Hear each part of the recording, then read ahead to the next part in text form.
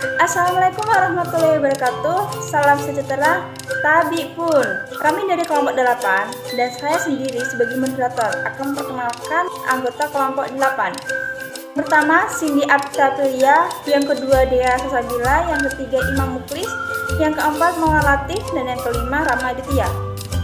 Di sini kami mengambil judul tentang PT Sariwangi. PT Sariwangi ini berdiri tahun 1962 dan baru diresmikannya 1973 oleh Johan Alexander Supit di Gunung Putri, Jawa Barat. PT Sariwangi ini memiliki permasalahan cukup besar, yaitu pilotnya PT Sariwangi. Pilot adalah proses seorang debitur yang tidak bisa menyelesaikan transaksi pembayaran oleh pihak kreditur. Debitur itu sendiri adalah pihak peminjam dan kreditur pihak penagihnya atau pihak yang meminjamkannya. Kemudian PT Sariwangi ini mengalami bangkrut hingga 1,5 triliun. Banyak sekali kan? Dan kenapa bisa sampai 1,5 triliun? Masalahnya yaitu karena gagalnya investasi untuk meningkatkan proses perkebunan yang lebih lanjut. Kenapa? Karena PT Sariwangi ini menegakkan sistem drainase atau penyiraman secara besar-besaran yang ternyata tidak sesuai ekspektasi dalam PT Sariwangi ini. Kemudian, sejak tahun 2015 PT Sariwangi dinyatakan pailit karena tidak bisa melunasi hutang-hutangnya kepada pihak kreditur atau pihak yang meminjamkan. Kenapa sih kok bisa seperti itu? Karena dalam manajer keuangan PT Sariwangi ini lalai dalam menyicil hutang kepada pihak krediturnya, sampai akhirnya karena sibuk investasi jadinya menumpuk. Kemudian setelah ditagih dan mengalami kegagalan dalam investasi tersebut atau bangkrut, jadi PT Sariwangi ini barengan dia bangkrut, kemudian bank lainnya atau pihak-pihak lainnya itu pihak krediturnya itu penagih, akhirnya dia tidak bisa membayarnya secara baik. Kemudian dalam pihak krediturnya itu atau pihak yang menjualnya itu dia menyatakan dia mengajukan penagihan ke pengadilan. Ada 5 bank penagih atau 5 bank yang bersangkutan oleh PT Sariwangi. Di antaranya Bank HSBC, ICBC, Bank Rabobank, Bank Panin, dan Bank Komolit. Kelima bank itu mengajukan penagihan oleh pihak PT Sariwangi karena PT Sariwangi belum sesuai dengan suatu perjanjiannya dalam pembayaran tersebut.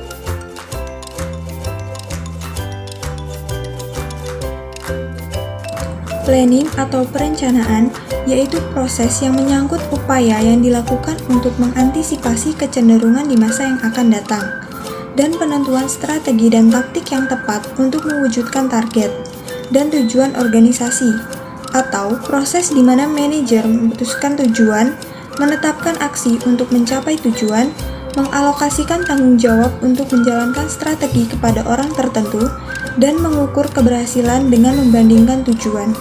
Kasus yang terkait dengan planning yaitu perencanaan investasi yang kurang sempurna dan tidak mempersiapkan langkah alternatif jika mengalami kendala. Solusinya, menyusun strategi investasi yang tepat, yaitu tidak hanya fokus pada perkebunannya saja.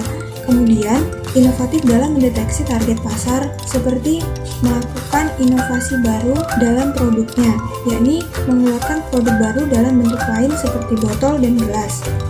Hal ini dikarenakan konsumen lebih tertarik dengan kemasan yang lebih praktis dan siap saji, sehingga laba yang diperoleh pun akan sangat besar.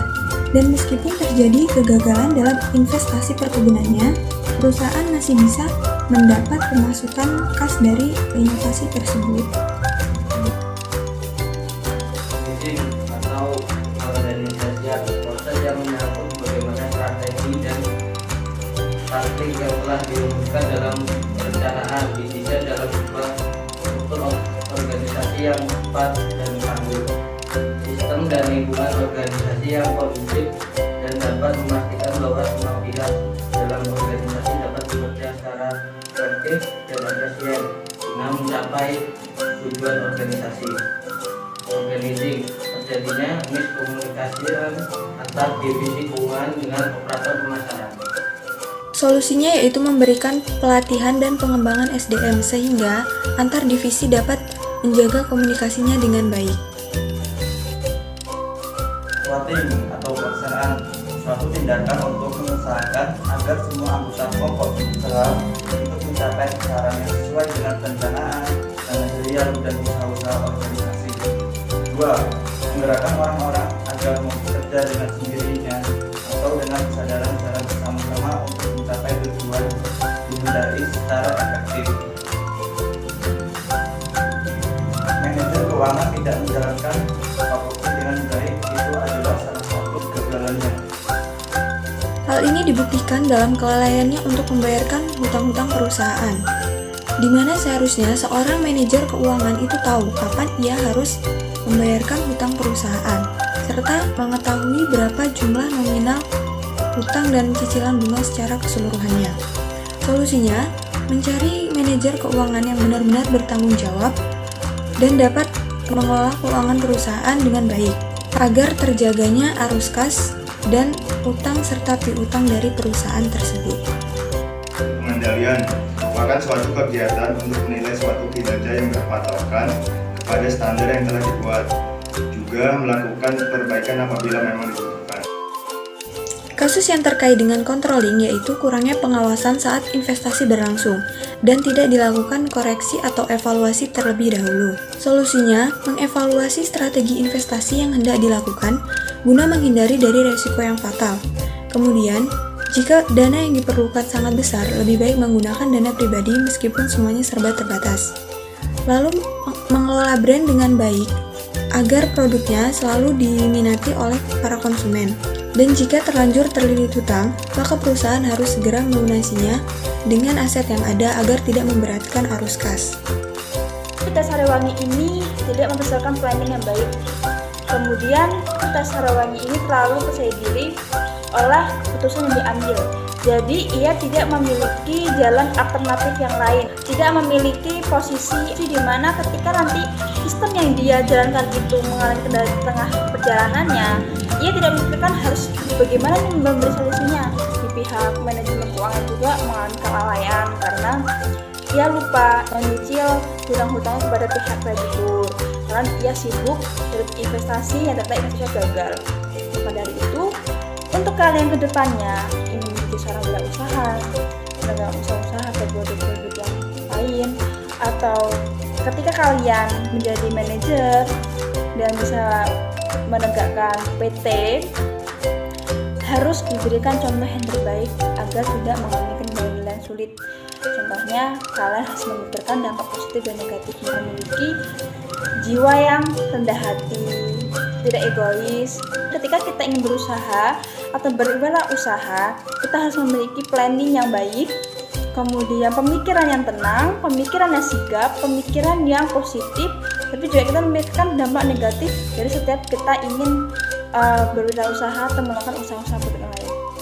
Mungkin itu saja yang bisa saya dan teman-teman saya sampaikan. Insya Allah kalian yang menonton video kami bisa memahaminya dengan baik. Saya perwakilan Kode 8 memohon maaf jika ada kekurangan dan perkataan maupun penjelasan, karena kami adalah manusia biasa. Saya akhiri, wassalamualaikum warahmatullahi wabarakatuh.